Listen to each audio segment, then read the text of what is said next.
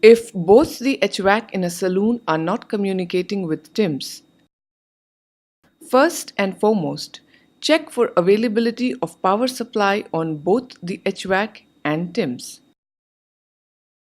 Check and ensure that both the MCB and the rotary switch are in on condition. Then check the MCB and the rotary switch for the lugs and contacts. Both lugs and contacts should be in good condition. Now, if both MCB and the rotary switch are okay and power supply is available and HVAC is not communicating with TIMS, then check the pin numbers C5 and C6 in P2 connector in HVAC 1 and HVAC 2.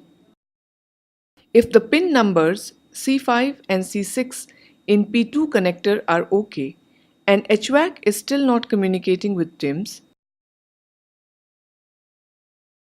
check the D4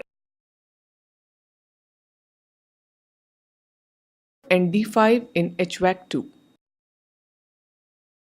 Check for loose crimps, broken wires, bent pins, wide sockets, broken modules, broken locks in pins and sockets. Also check for high voltage and short circuit. Also check wire numbers 800, 801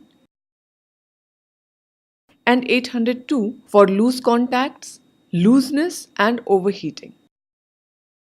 If either of these is found, rectify the fault. Then check pin B1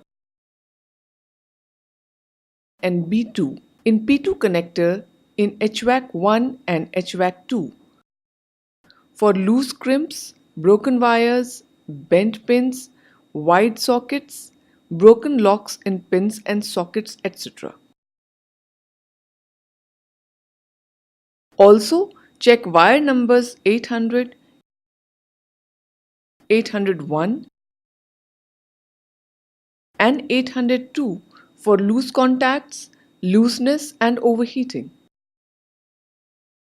If either of these faults is found, rectify. But if the pins B1 and B2 in P2 connector are okay, then check the address bit relay with its LED. The LED should glow in HVAC 1 and LED should not glow in HVAC 2.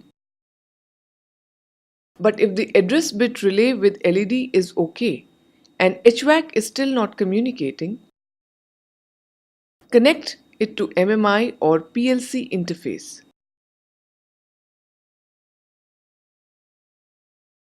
If LED is glowing in HVAC 1, then status of address bit will be 0 on MMI. If LED is not glowing in HVAC 2, status will be 1. If any observation in reading is found, change the address bit relay.